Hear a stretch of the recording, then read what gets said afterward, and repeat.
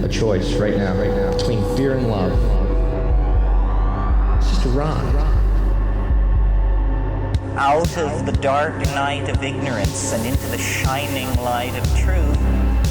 Expounding reality. A population of citizens capable of critical thinking. We don't see things as they are, we see them as we are. There's a level of reality where everything dissolves into an ocean of energy. We empower our experience by insisting on our authenticity. That's very profound. Very. Expanding reality. Welcome to Expanding Reality. I am your host, Brandon Thomas. On this episode, guys, we get to sit down with Erica Robin. She is a Southern California artist. She does some incredible work, which you guys know that I will be linking in the show notes, as well as her website. She has some really cool apparel that you guys can check out. Give it a listen. We go down every rabbit hole you can possibly imagine, from conspiracy theories. We talk about art and the art world and what that looks like, as well as dreams and how those work out in real life. And she's a fantastic talk to. She's delightful. I don't throw that word around all willy-nilly, but she is absolutely delightful. So you guys enjoy this episode. It was a lot of fun getting to sit down and speak with her. And now, without further ado, Erica Robin. Thank you guys so much for listening. We have Erica Robin on the show today. Erica, how are you? Doing fabuloso. That's what I'm talking about, right? Fabuloso. Every day above ground, right? Yep. We are floating. Yeah, above ground is better than below for sure, but it depends. Like, if you're in the sea, below ground can be good. Yeah, like below sea. I agree with that. Or if there's a really cool, whimsical inner earth that we're unaware of, you know, and it's way better down there than up here. Because they say about the inner earth thing, it's actually better to live in the house than on the roof of the house, right? So what if there's a really cool, magical world going on down there, and it's technically better? And the saying every day above ground is just to trick us into not finding out about it. And they say that the moon, there's a whole underground happenings in the moon too. Totally. Oh yeah, that's old hat. Yeah, that's common knowledge. Yeah. It's not taught in school, but it's probably that it's happening here too. And it's like you said, it's probably way cooler of a world. Could be. We don't know. I mean, I don't know, but you know, the Christians defined it as hell, but that sounds really fun. You know. See, but it's the same idea. You know, it's kind of like how they named Greenland Iceland and Iceland Greenland. You know, they misnamed them so that one, you wouldn't want to go to Iceland, but it's actually the prettier one. You know what I mean? So maybe they named it hell to keep us the hell. Yeah, exactly. It's the reverse. Yeah. So no one will want to go there, because the more people that go there, it just ruins it. That's right. I think we've just broken that wide open. What do you think? I think so. It's awesome. As above, so below. That's right. Beautiful. They kept saying it. Now we've just literally figured it out. We broke it wide open. There'll be somebody knocking at your door here in a minute to drag you away. Well, Erica, tell my audience just a little bit about yourself. Where do I start? I'm an oil painter born and raised in Southern California. Been doing this full time for 8 years now. Will be my anniversary, literally. Just happened on my birthday. Congratulations and happy birthday. Thank you. Yeah. Freedom feels good. Yeah, that's awesome. Yeah. Once you start working for yourself, you never want to go back. So it's been quite a journey to get to this point, but I would not take any of it back, even though it was quite treacherous at times. It's made me strong, made me who I am today. So I'm very appreciative of all of it. And I loved art, doing it my whole life, but I haven't necessarily put my all into it like I have when I've been doing it this last 8 years full time, you know? Yeah. Sometimes we go off of our soul's path, our soul's journey, and the universe kicks us in the ass. It's like, get on path. What are you doing? And I'm like, fine, Jesus. You right. I love it. So your paintings are incredible. That's actually how I found you. I started following you on Instagram, messaged you there. You're very sweet, messaged back. In fact, we just talked 3 days ago. That's the first time we've ever spoken, and now here you are. I love how this kind of thing works. This is the expedited process of, fate, you manifesting your reality, whatever you want to call it. I like the speed in which things start creating and manifesting themselves once you make a decision to talk to dope people. Like that's what I've done. And then you just said, yeah, okay, yeah, I'll come on. And you were very sweet and very cool. And here we are. So I find you fascinating. You've got an incredible backstory, which I want to get to a little bit of as much as you want to reveal. And I've, like I said, seen your art. It's incredible. You sent me a couple of pieces, and one of my favorite ones that you've done is the young lady riding the octopus. That is so cool. You also just put out one of a face with columns on it with trees growing on top, half under the water. It's the way that you paint and the interpretation you have, your use of color, all of these things that I find brilliant about you. Because there's a lot of shit art out there, right? And you are not that. You are a true artist. I mean, somebody could take a dump on the ground and call it art and sell it for $25,000, and they're like, "Oh, that's my bad. My dog just did that. I had to go get a bag to clean it up." And they're like, "Well, we want to buy that because it's art." Right. That's the fascinating part about art. It's so subjective. So. Exactly. But your art is actually great. Like the way that it's actually great. So it's refreshing. I mean, some people would say that the dog shitting on the thing canvas and some would be great too. You know, and those kind of pieces sell for a lot of money, like the banana on the wall that art Basil when I was there. Yeah. And I get that. I get the meta, but it's literal shit. So it's like I understand the meta part of it or whatever, but it doesn't really take much. I don't know. I mean, of course it's subjective, and of course it's arguable that it doesn't take really much skill. But I mean, that depends on how backed up you are. You know, I mean, that may have been a real undertaking for that artist. And he's like, God, this was great. And even this right here that we're experiencing is kind of meta as well, because this is a creation you created and you're sitting amongst it and kind of blending in and out of it as we're conversating here. So that's pretty meta. I would buy that. That's cool. Right. I don't even know what I look like because it's so small on my screen. So I hope it looks cool, but I could make the background regular. No. I was complimenting. I thought it was cool that you were you're phasing in and out of like your background. You look fine. Everything's fine. Yeah, I literally see it now. Like my hands all like. But like you painted that, you know, that's a mind fuck. I love it. Okay, cool. I've had dreams where I was in my art pieces creating the art too, which is really cool. That's awesome. When you know it's a really good painting, you know. Yeah. It's almost like that Mary Poppins when they were doing the chalk drawing and then they jump into it. That's pretty cool. Yeah, exactly. Okay, I like it. So have you woken up from your dreams and painted them? Is that has that ever happened, or is that what a lot of them are based on? So I say painting dreams loosely because I think that the term dream is a loose term. I mean, this is a dream to me. You know, reality is if we spend 8 hours a day sleeping and dreaming, those correlate sometimes into this dream reality, you know. And I've had a lot of dreams that do that. Whether I'm creating that cognitive reality through my dreams or I'm getting some sort of premonition of what's to come through a dream, who knows? But that's a whole other topic of metaphysical conversation. Actually, let's dive into that because I think that that's incredible. Yeah, like this is one example. I had my one of my art friends that I rarely ever see, so she's not in my prefrontal lobe necessarily, but we had an art show together. And 2 nights before, I had a very vivid dream about her that we were hanging out. And I told her about it, and she was like, I had the same dream on the same night as you.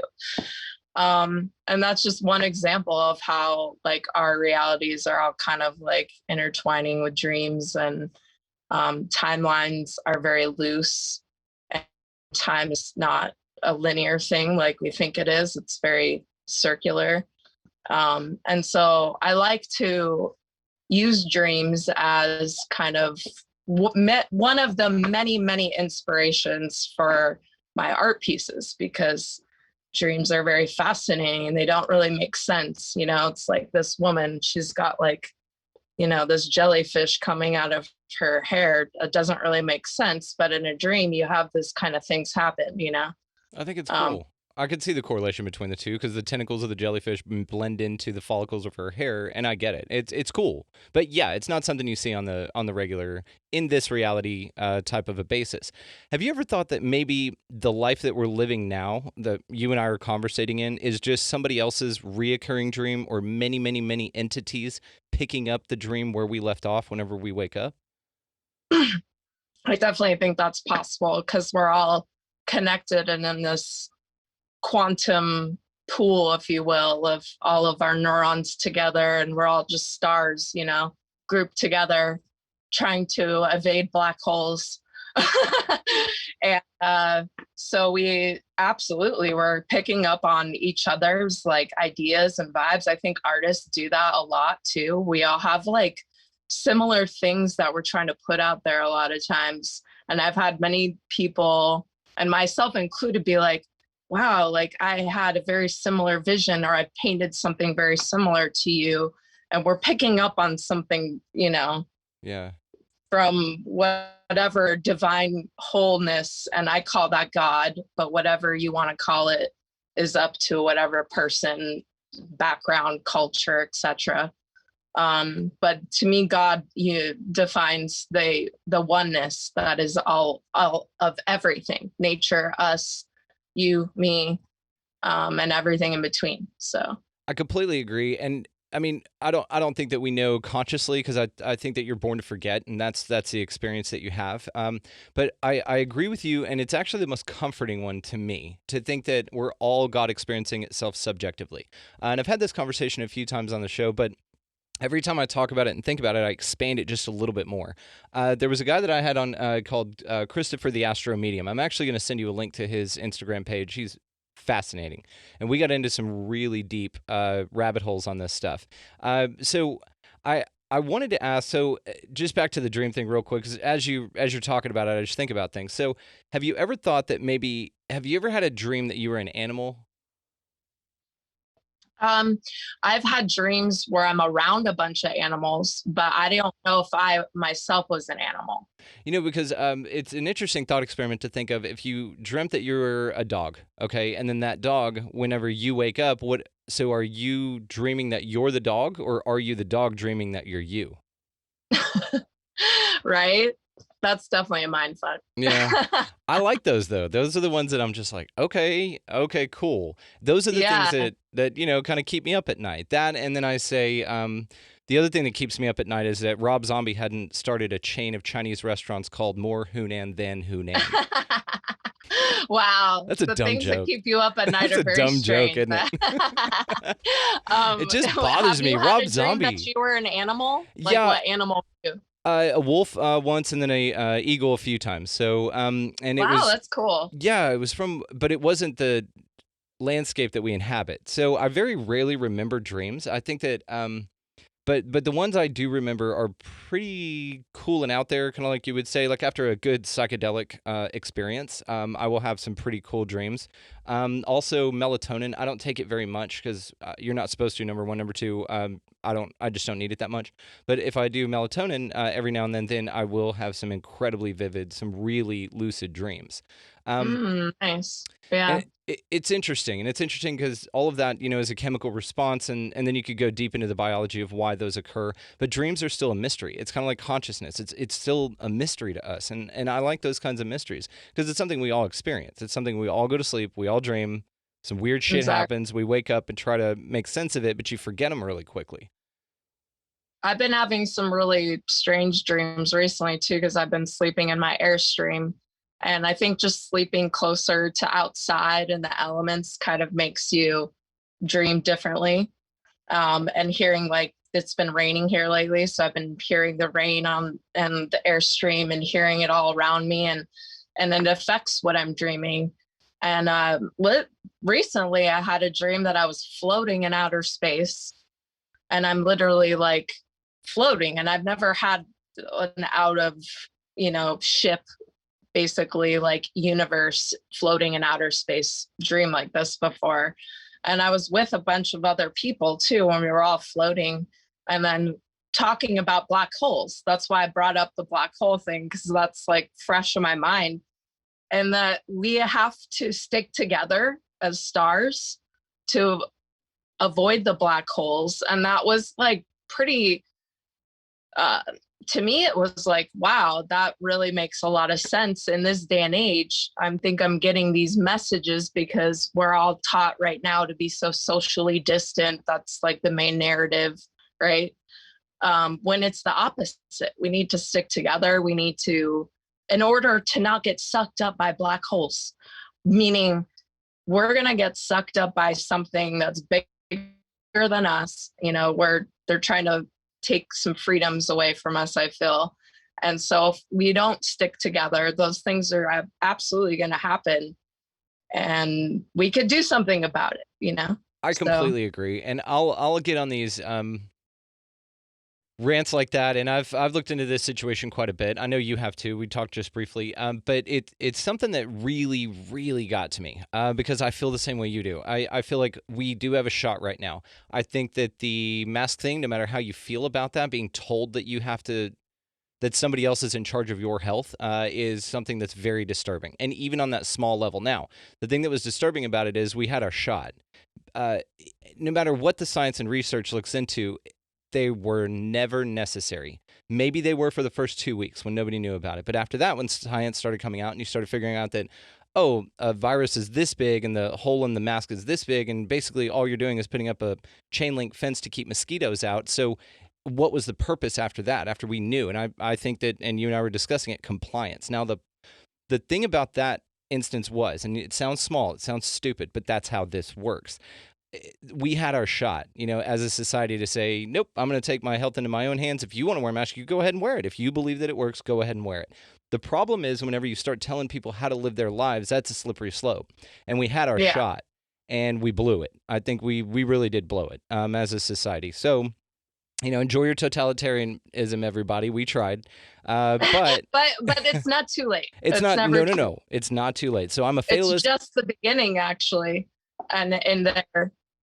I mean, I am a big conspiracy theorist, so this is a whole other topic. So we could go on and on about it, but we can talk about I whatever you want. definitely think that it's definitely now is the time to just start being ourselves, start being free. Listen to your soul. Listen to yourself. Stop listening to the narrative. Right? Yeah.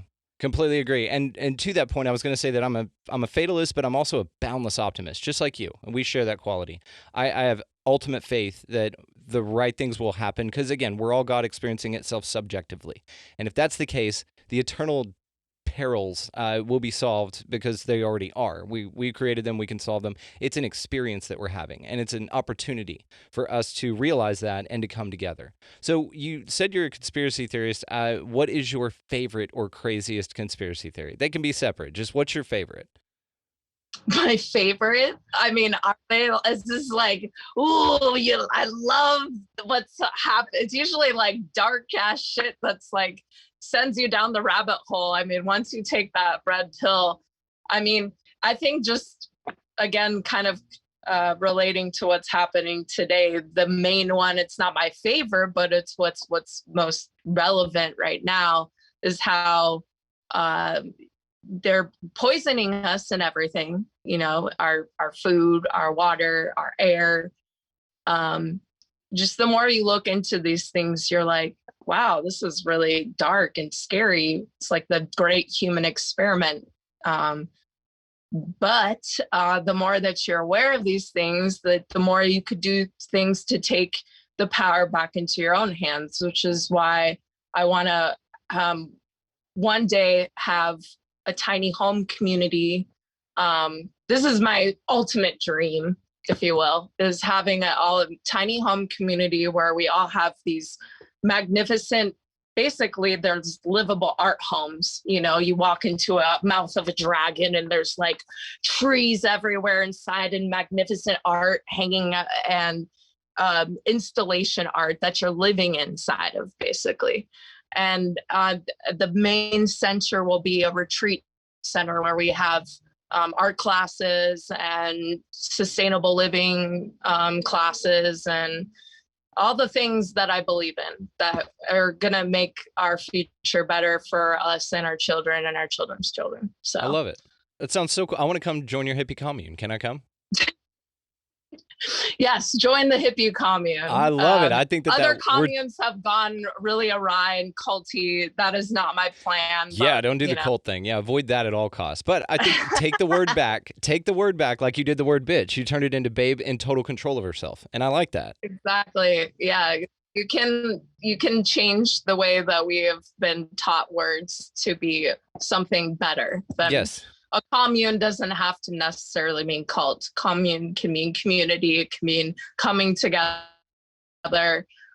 Everyone has their superpowers. I was born in the 80s, so it was like Captain Planet. We all have our earth, wind, water, fire. We come together and we save the planet. Yeah. Art, music, agriculture, yeah. Exactly. Yoga. Textiles, Exactly. I like it. No, I'm on board. Absolutely, I get it. I'm smelling what you're stepping in, darling, as we say in Texas. So I wanted to ask though. So let me go back to the conspiracy theory thing for a little bit, and just like you said about the commune and the words having power. Conspiracy theorists. I consider myself. I think Charlie Robinson. He does a show called Macroaggressions. It's great. He does a wonderful job. He, in my mind, coined the term conspiracy analyst because he just likes looking into them, but doesn't necessarily let it wrap him up so deep that the theorist thing, like you said, it's got a weird vibe around that word. But the CIA did that on purpose for the people who are questioning the official narrative of the JFK assassination, as you know. So what I meant by most fun, or the one you enjoy the most, because what I think is that there's different conspiracy levels, right? There's fun ones. Reptilians, that's fun. Flat Earth, that's fun. Not the 9/11s or they're geoengineering. I mean, these things are real, and I look at all of them. But like Mandela Effect or Project Bluebeam or something like that. I mean, have you ever heard of those? Mm-hmm. Yeah, and the alien ones and all these things. Those aren't. Again, conspiracy theory to me is truth that's hidden. So these things are a lot of them are probably real, but the truth is very relative, and that's another thing that people need to realize is that what you believe isn't necessarily the truth. Beliefs aren't truth. The only truth that I believe in is, this is very hippie, but love, because that's the only tangible thing that I know. Everything else is very I am so open-minded that I am willing to say that I don't have any firm beliefs as far as any of these conspiracy theories go, because I could be wrong. And I'm the first one to admit that. That being said, I go by what I feel.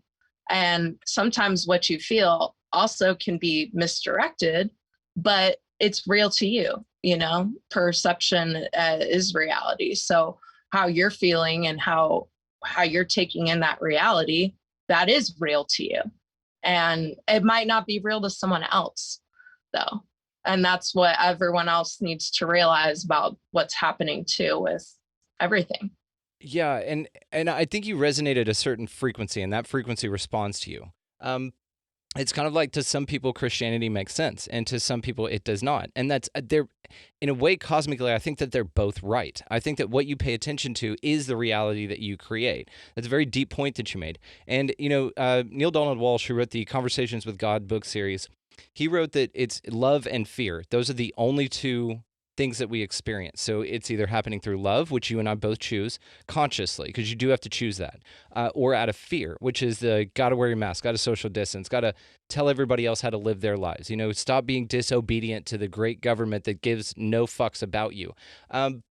It's an interesting paradox that I think that we all experience, but I think that you and I are probably closer to it in the way that what you do pay attention to is what manifests in your reality, right? So if you are experiencing love and you're not avoiding, you just don't even pay attention to fear because you're too busy loving everything, then fear is not a part of it. It's not part of the equation, but the opposite is true as well. It's an interesting observation, and I think you're completely right. And to the beliefs part of it, I think that ideas are the way to go, like what you were talking about, because ideas are easy to change, based on new information. Beliefs you cling to, you sink with that ship. And whenever you plant your flag on something or you choose to die on this particular hill, if new information comes up that's against that, you won't even look at it. Even no matter how logical, no matter how much it makes sense, no matter how much it vibrates with the frequency that you want or that feels better than the belief that you have, you existing in a world of possibilities is way better in my mind. Oh, I agree. 100%. And people really need to pay attention to that when it comes to politics, especially. Yeah. Come on here. This is none of this. I call it politics, I like that. I haven't heard that before. I like that a lot. Yes. I chose not to partake in it anymore because it's like a puppet show to me. Like, I've learned to literally be like, wow, like this is a puppet show. Like, why do people even partake of this? Like, I don't get it, but I get it, because I was once a voter and I was once like doing all these things. Like, I think what's more important is the vote of your consumeristic choices on a daily basis, going out in your community. And your community vote counts way more than a presidential vote. So, yeah. Or any other voting thing. I think that just going out in your community is the most important thing. Yeah, I don't think large cities are sustainable. I don't think that model works long term. It always collapses. It always ends in oppression and control because it has to. The model's not sustainable. So I was going to ask you, okay, so with politics, right? I liken it, and I know I'm going to get the hate mail now, so you guys just settle the fuck down, to wrestling, okay? You know those people that sit there and they will punch you in the throat if you say that wrestling is not real. And they get so twisted about it, but guys, it's not real. Send your emails, expandingrealitypodcast@gmail.com. That's fine.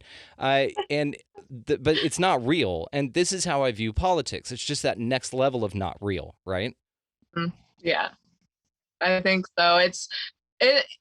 It's interesting. People place so much like importance on so much outside of themselves. Once you go and do the inner work and realize that is where you create your own world, and you realize you don't need to partake in any of that. Yeah. And it's a nice feeling, just meditate. That's what I do every day. Just meditate, rubbing around colored dirt on a canvas every day for hours a day.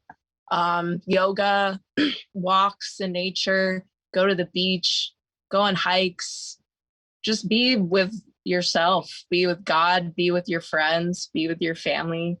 That's the only thing that matters, because at the end of the day, like, just think about your deathbed. What are you really going to care about? Whether you like voted, whether you like did, all these like protests, or are you going to really care about the time you spent, the quality time you spent with those around you and yourself? Yeah. And what you did with your time, really. It comes back to something that I've said for a long time, and it's tend the garden that you got, right? Because the only thing that you can control is what you can control. So, which is your state of mind, your mindset, what you choose to spend your time on, who you have in your life. These are the things that you have control over. All the other crap is just that. It's crap, and it's a distraction away from higher purpose. Your higher purpose is to find what resonates with you and just do that. Just, I avoid bad because it feels bad. I do good because it feels good, and that's my religion. That quote by Abraham Lincoln. It's Love it. never been more poignant than now, right? And you're living that life, which is so cool. You are your destiny. You are your life. I mean, you've got divine timing with all of this stuff, just like us meeting here. I like the divine timing aspect. You said that the other night. I wrote it down. I love it. I think it's great. So thank you. Yeah. So what do you to Art really quick, because I want to get your opinion on things from the inside of it. So you've done some really cool collaborations. So how did those come about? And the pieces that you guys come up with, do you discuss this ahead of time? Or are you like, all right, you take the feet, I'll take the head?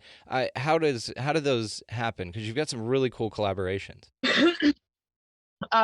So I started doing these collaborations more often recently since the pandemic started. It's been no festivals, no art shows, no nothing. And it's kind of been a sad, lonely world for us artists because we always spend so much time alone. So that was like important for all of us to get together, and we can't even do that now. So for me, this has been filling a big void in that. And I've been learning a lot. It's really cool to learn other artists' processes because we all have such a different process.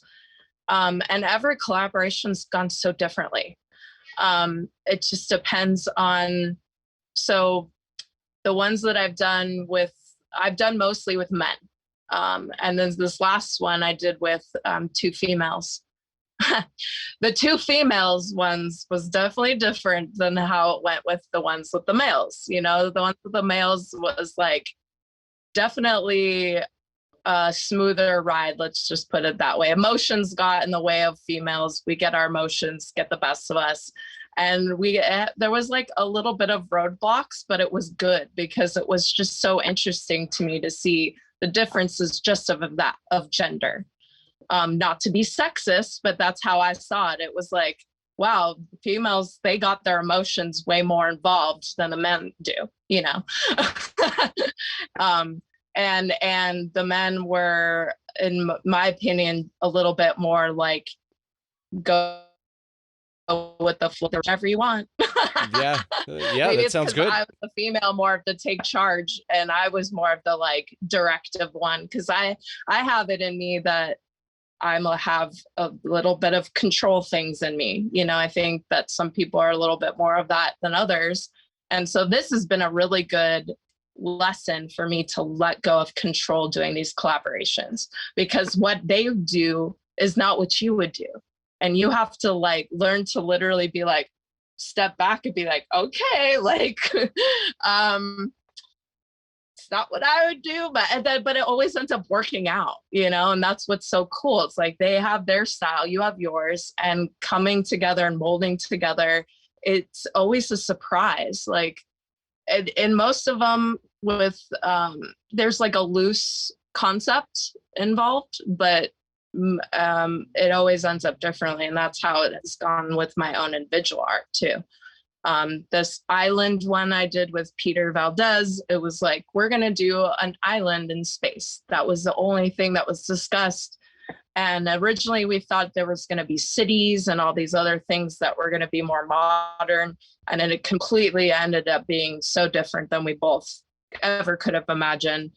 And that's what's so cool. And I did with Jeff Logan, and we didn't even talk. We were just like, he took his end, I took my end, and we're all like, okay, we're gonna just have like, we're using this reference, loose reference, didn't even know what we were gonna do. We barely spoke the whole time, just painting, you know? And it ended up being perfect, a perfect collaboration. The ones with the females, it was just as magical, but it was like birthing. It was like delivery pains. It was like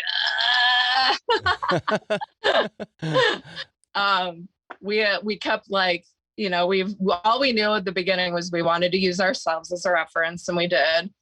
And then at first it was going to be like us in the Wild West, and then became this witch theme. And it all like ends up evolving on its own.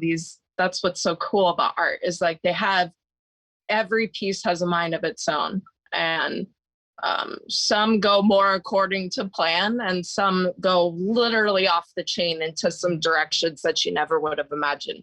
And that's what's important to keep in mind with art pieces for me, myself, is that's what is the magic to me, is not having something so specific to do once I start. I like to start loosely with something and then see where it goes. And I like to start with just like a reference photo of whatever that is the focal point. And usually it's humans or an animal for me.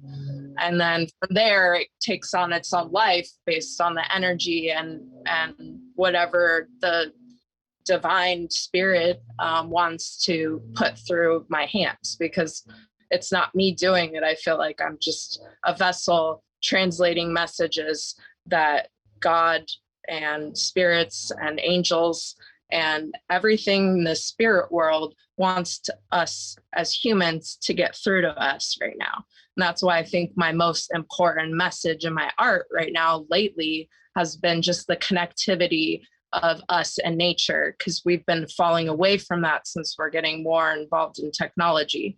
And it's important to not let that overrule us, because that's going to keep us in hell. Yeah. I got this epiphany when I was on shrooms during the Great Conjunction. Awesome. Awesome. God, I love psychedelics, man. That is very cool. It's like, wow, I got this message that we like died in 2012. All of us didn't remember. And we are stuck in the matrix, which is technology, which is keeping us there. And the more that we get more sucked into the technology, we're just spiraling in this hell, basically. So I've heard of this, and it's when CERN kicked on, and basically we all died, or we shifted over into a parallel dimension. That's what people say the Mandela effect is all about. So what was the message that you got? You got this while on psilocybin mushrooms? Yeah. And I didn't mean to do it during the Great Conjunction, but I think that's why I got these messages was, it was like, oh gosh, tonight's the Great Conjunction and I just did some mushrooms. Uh-oh, this is going to be a wild ride. Yeah. And it was kind of a little bit of a scary revelation to realize that we're in hell here. But I never looked at it like that. I was like, wait, no, this is paradise. But heaven and hell are here. Yeah. Like already. Mm-hmm. So that's where I think the Mandela and the paradigms and are shifting, and like new worlds and the fifth dimension and all these like fancy spiritual terms that people are using. To me, I look and ascension, all this, to me, it just means getting out of hell and going into heaven, in layman's religious terms. Do you think that that's something available to everybody on an individual level, or do you think that it has to happen with the humanity collectively for us all to move on? Because it's basically like a collective amnesia that we have, or a collective lack of understanding that we're actually all dead.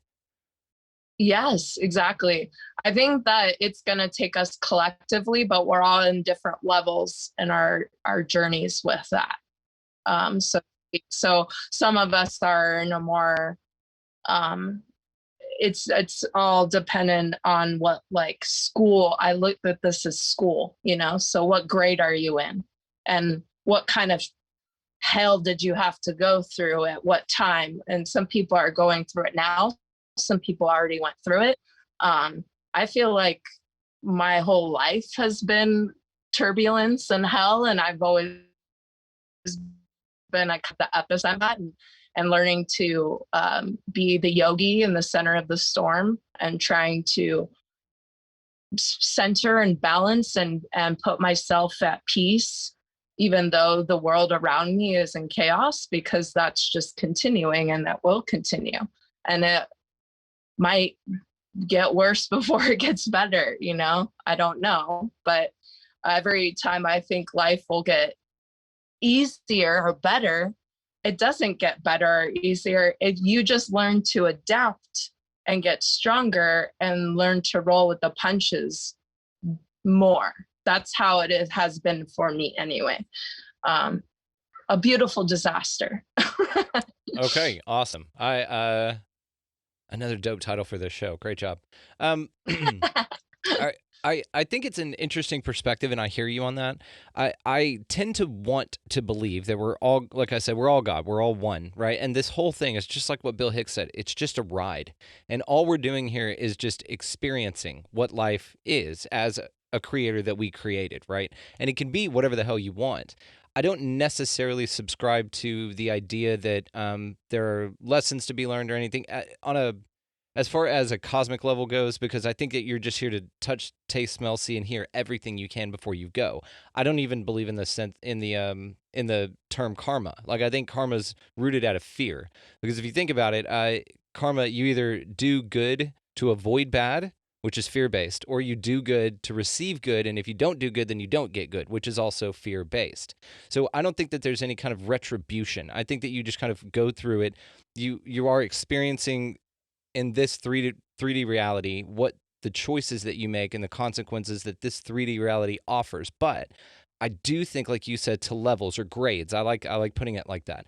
Now, grades implies that we're here to learn something, and if we don't learn it, then we're fucked. But levels, like on a video, I wouldn't say fucked. I think that you just eventually we learn, right? We all learn eventually. That's a saying for a reason, because it's a tough love, but it's a gentle love too, because why else would we come into these human bodies and this human existence? We all suffer on some level, it's like pretty inevitable in the human experience, I feel. And to me, that's the only way that I've been able to wrap myself around the meaning of life is so that we can learn something. And I like your open-ended belief system, though, that it's just like, no, we're here to just taste, touch, feel. And I think it's a beautiful simplicity that you've put on life, where most people put this, what is my purpose, and all these other things, which I agree with you. It doesn't need to be that. Karma is, and all these other labels are just labels for a reason, so we can wrap our minds around what is happening on the human existence.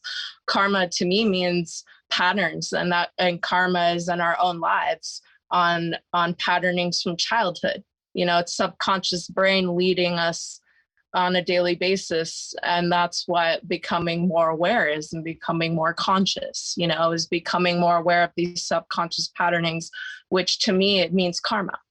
And I would highly suggest everyone writing their life journal. After I got divorced in 2016 on Christmas, nice. I wrote my life journal from first memory up until that point, because it was very devastating for me. I'd been with this person for 13 years. And I had a lot of revelations about how in my childhood and everything that, and my parents and how their parents and all these things and patternings, and how it affects us on a choice level of what the choices we make on a daily basis in our relationships and our friends, on our career choices, everything. And it's pretty revealing once you kind of unravel that for yourself, and you can really understand yourself more and have compassion for yourself, actually, and having compassion for your parents, and having compassion for everyone around you, basically, and being like, oh gosh, like they're not even, sometimes it's like almost like sleepwalking, you're not in control of a lot of this, and that's what we are in humanity. I feel like almost it's like we need to have compassion for ourselves, and realizing that we're all here in this like meat bags, like all just suffering, like I said, on some level. And the more that we have compassion, the more that we can come together, and like I said, and really beat the darkness. And until we do that, like, we're all just going to continue to suffer separately and on Zoom. Yeah. Well, do you think that the reason suffrage is such an important part of the process is just simply it's a dichotomy? It's to allow you to make choices, right? So what if you decided just to not suffer anymore? Because it's technically a mindset. If you want to think about it on a super reductive level, you have to choose to be pissed off at somebody that cuts you off, right? You have to choose to be upset about things that happened in your past that you had no control over, or had very little control over because you were pretty powerless. I think the most freeing thing is to get to a point to where you don't view anything as suffering. You just view it all as information and as knowledge, and move forward with there, because suffering implies not only that that something shitty from that perspective happened instead of just an experience that you learned from, you kind of get in this and not you, we're just talking about the idea here, okay? That you get in the victim mentality, meaning that you think that or expect bad things, or you have trust issues and stuff like that, when really maybe it's just an opportunity to shift the way you think about it, right? So I want to tell you about so Neil Donald Walsh again. I've recalled that guy. Have you ever heard of him? The Conversations with God book series. Okay, I've heard of it, but I've never listened to it. got you in there. One of the things that he said, because his book changed my life, like 20 years ago, it set me on this path of perception. It's real warm. I'll actually give me your address. I'll send you a copy of it. Okay. Cool. So one of the things that he talks about in there is perception, right? And perception, like we just talked about, creates your reality. He has a wonderful example about rain. Okay, so rain is what's called an ultimate reality, right? You can't control it. The only thing that you have power over is how you view it. So he gives a couple of examples. So you can think of a time whenever it was raining and you were going somewhere, it was dressed up, it was a pain in the ass, and it sucked. And you were all pissed off. You're like, God, it's raining. But then you can think of another time when it was raining, when you're laying in your RV at night and you're hearing it hit the roof, and it's this beautiful symphony on top of the roof of an ultimate reality. Or you can think of when you go outside after a hot day and it starts raining or something, or you haven't had rain for a while, and you stick your arms out in the air and you spin around and you just enjoy the bath of nature. You know, nothing changed about the rain. The rain's an ultimate reality. The only thing that changed was the way you viewed it. So, Of course. perhaps things that occur in life, by shifting that frequency, which is a choice, then that's the way that you heal from trauma. Maybe that's like the big ultimate secret. Perhaps. We're just talking here. I don't have the answer. Oh, for sure. I don't know if it's a choice though, necessarily for me in my life. I definitely think I had to go through the suffering and dark night of the soul, if you will, to get to that point of having perception of bliss and joy and non-suffering.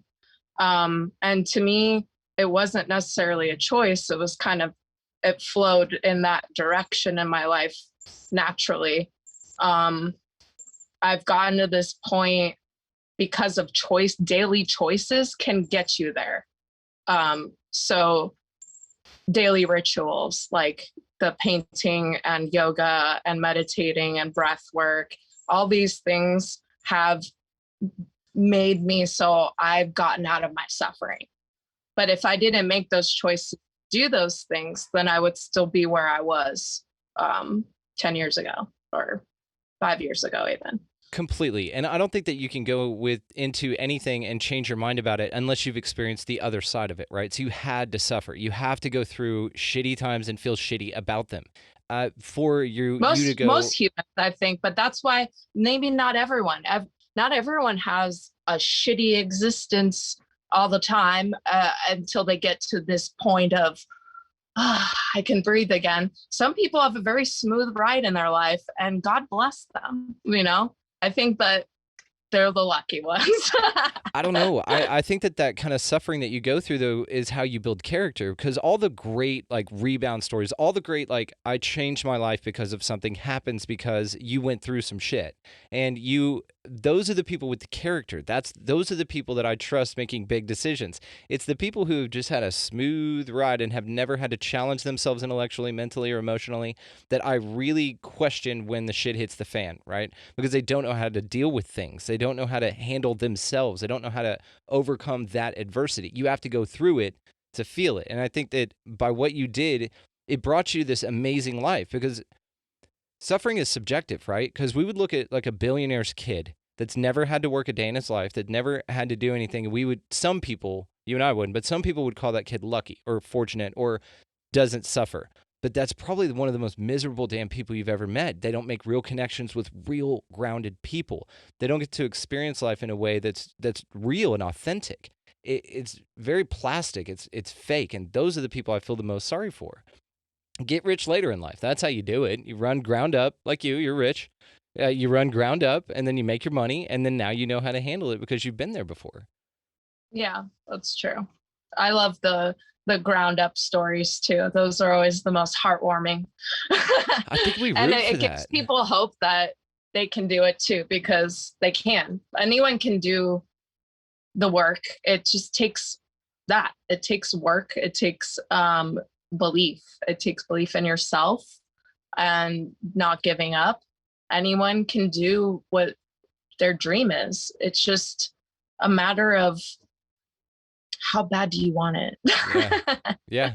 And that's it. Answer that question and you'll be fine. But I agree with you, but it does take suffering as well. You have to go through some shit to be a person who is willing to do what's necessary to achieve their dreams. I think that's I very think important. most artists have had to go through some suffering. I think that's what makes their art good or emotional and heart-wrenching sometimes, because you can kind of feel that through their artwork and whatever form that is, their music, their paintings.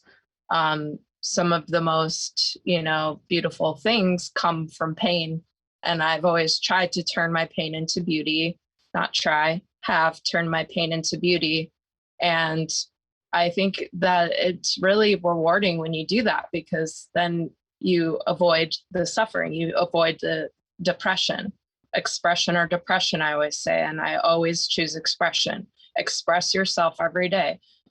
Do it no matter what. Just the hardest part about painting, they say, is picking up a paintbrush. Pick up the paintbrush and just do it. Don't always have an expectation to create a masterpiece every time, but express your soul.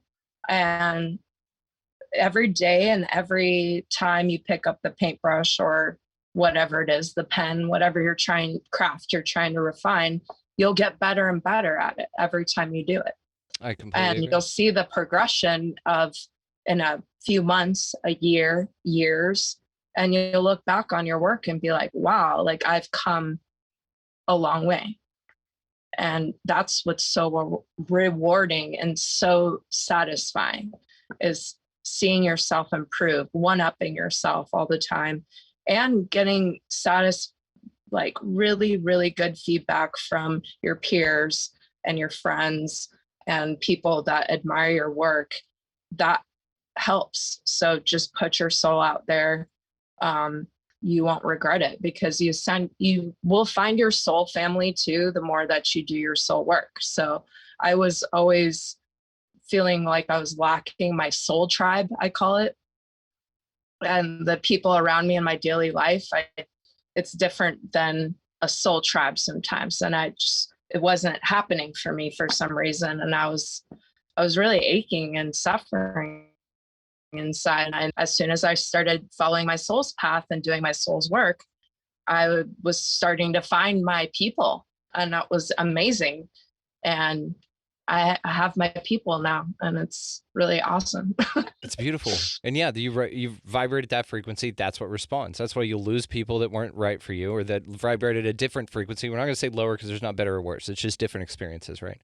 And then now you've attracted your soul family, and I love the idea of that. I think that that's great. So what do you think is one of the biggest challenges with just art in general, as a art form, art in general? What is the biggest thing that you would change about the art community? Stigmas that about certain styles maybe not being resonant to the popular crowd, meaning, like, for instance, visionary art is very undervalued, I think, in the mainstream art world. And people in contemporary art world don't get it. And I think that's about to change, though. And just the biggest challenges in general with yourself is really just believing what you have to put out there is needed, and believing in yourself, and don't worry about what other people are doing so much. Stay in your lane, so to speak. We all have our own unique expression, and it's natural to compare ourselves to other people, but we don't need to do that, especially when you really are in tune with your own soul's work and your soul's calling and your soul's expression. So don't look at what other people are doing, or look at what other people are doing, but you don't have to be that, don't always compare yourself to, like, this is what we do, especially like early on, I feel like, as artists. And we like to compare ourselves, and we're like, oh, I just want to be like that. But maybe the beauty is that you'll never be like a perfect figurative painter. Maybe your strengths are other areas, and we all have to realize that. Not to say that you can't get better in those areas, and you will, but there is a beauty to the rawness and the realness to whatever you're putting out there. And so just really believe in that, and just do that, and everything will come in time. I didn't have $10 in my pocket when I first followed my dreams. It was like, I was always into art. And my dad put me in oil painting lessons from a very early age. I was in kindergarten, and my kindergarten teacher pulled him into class and was like, wow, she's really good. Like, look at her work compared to other students. So he listened, and he put me in an art class. So I was always doing painting. And then I started listening to society, and I got all hung up on money. And I was like, as I got older, I went to college for fine art, and then I transferred to graphic design. And I did that for a long time, for about 10 years. And I did very corporate work. I was miserable though, like just absolutely miserable, just working for a paycheck. But I always knew that I wasn't going to do that forever. I just didn't know how long. And I did it for as long as I could take, basically, until my soul was screaming and I was ready to like basically kill myself if I didn't do this thing, which was paint, So I went back to painting. I quit my job at 30 and I went back to painting, and it was really hard at first to be at a level that you're not at, because I hadn't been painting for so long, and I wanted to get good at people. And I never had done people before. In my youth, I was always doing landscapes and seascapes and things like this, and animals, but I had never done people before. So that was like my main goal, was get better at people. And the first few years of painting were rough. Like everything I put out there, I thought was so ugly, and I was like, ugh, this is horrible. And then till finally, like I think, again, divine intervention, I call it. I was driving my car late at night after a few glasses of wine, and I was looking at my phone, and I flipped my car. And this was after my stepdaughter had killed herself, and it was on her birthday. And I really think that she was my guardian angel that night, protecting me from death, basically, because I should have died in that car accident. And police were scratching their head and everything. I ended up with no scratch on me, didn't have any consequences, basically, but other than the consequence was my life, I have a responsibility to do something with. It's precious. It could have gone away just like that. And I started taking life and my art much more seriously. And I started painting 12 hours a day. And my paintings changed from that point on, because I appreciated life more after that.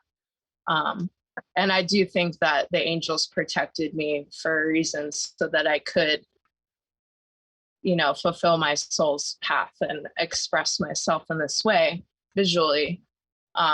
Because things like that, they're life changing and they don't happen to everyone. And you have to realize that we can perish at any day. So you have to just listen to yourself. Like, if you're working a job you hate, fucking quit. Like, it's not worth it. You could die at any day, and you just need to understand that the universe has your back, God has your back.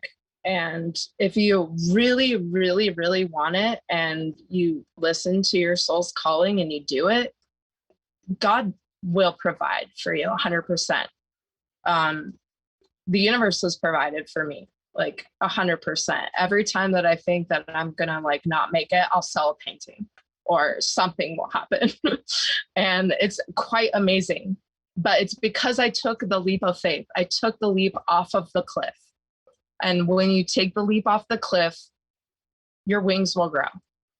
Wings will grow.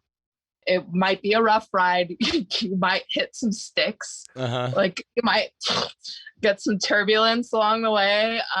You might think you're gonna literally hit the ground like splat. And you might even do that. But it's better to try and have failed than to never have tried at all, is what I say. I love it. Because you will have more regrets not trying something that you really want to do versus not having done it. Completely agree. I'm glad you're around. I'm glad the angels saved you. That's my biggest advice for our anyone out there. It was beautiful, and it was very well said. It was very passionate. It was from the heart, and I love that. Thank you. Thanks for sharing that, because I agree with the message 100%. I think that's great. Well, I'm glad you didn't die in that thing. That's pretty good. So thanks for hanging out. Thanks for sticking it out with us. We appreciate you being here. Yeah, no, it's all good. I have like a cat of 9 lives. I think I've like died a few times, so that was just one. Okay. Have you had any near-death experiences or anything like that?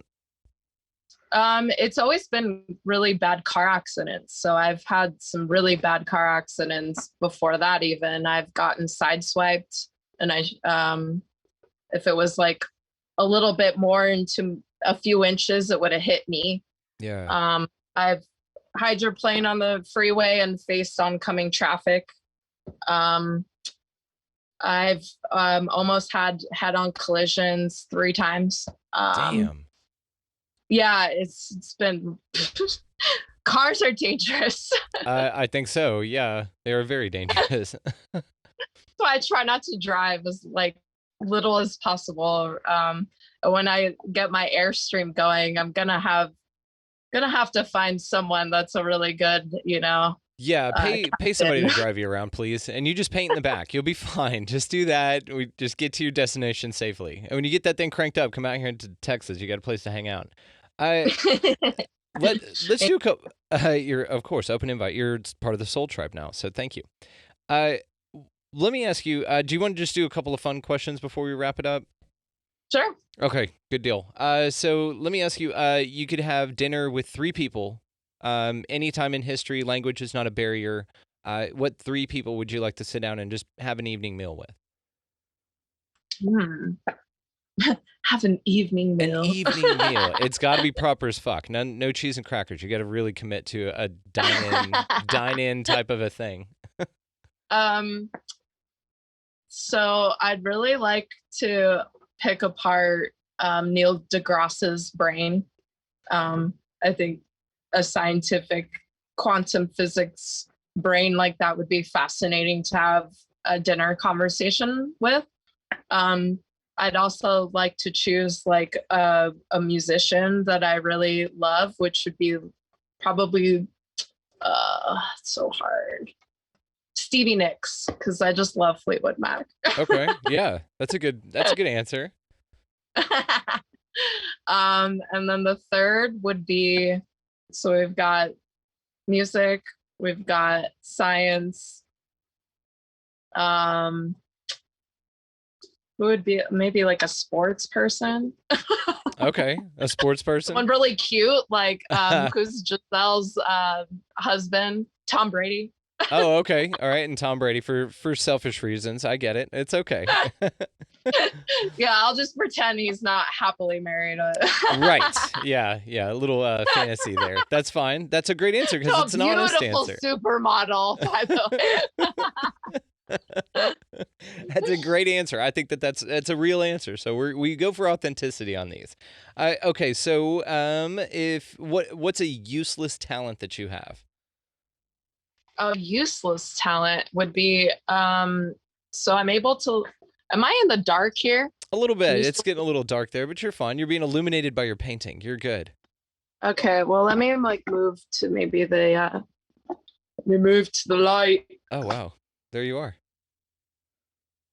Okay, so this would be my useless talent right here.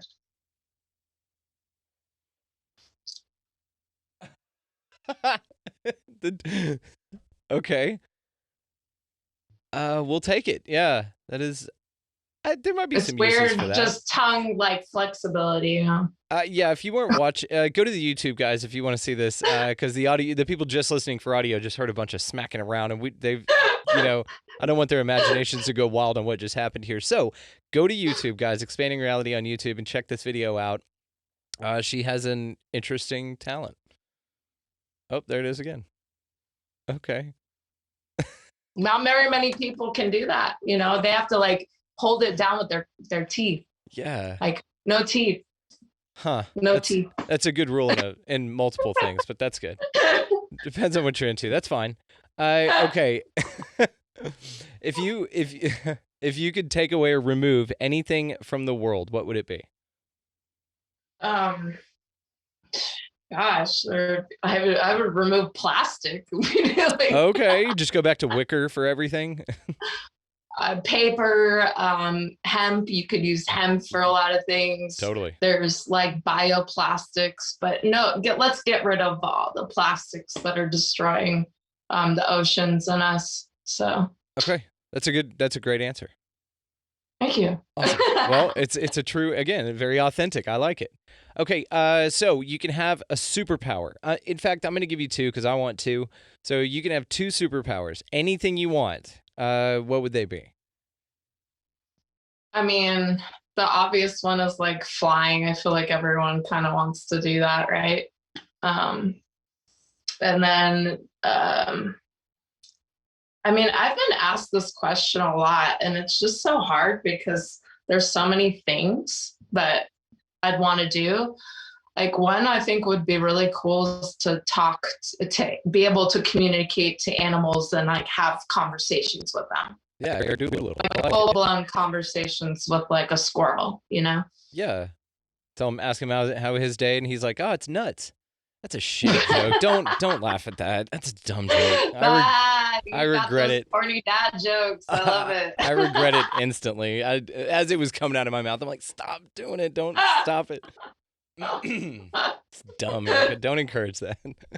I love it. No, it's perfect. Good. Well, as long as you love it, I think that's awesome. Okay. So let me ask you this. So you've got the world's attention for 30 seconds. Any message that you want in the world, what would that be?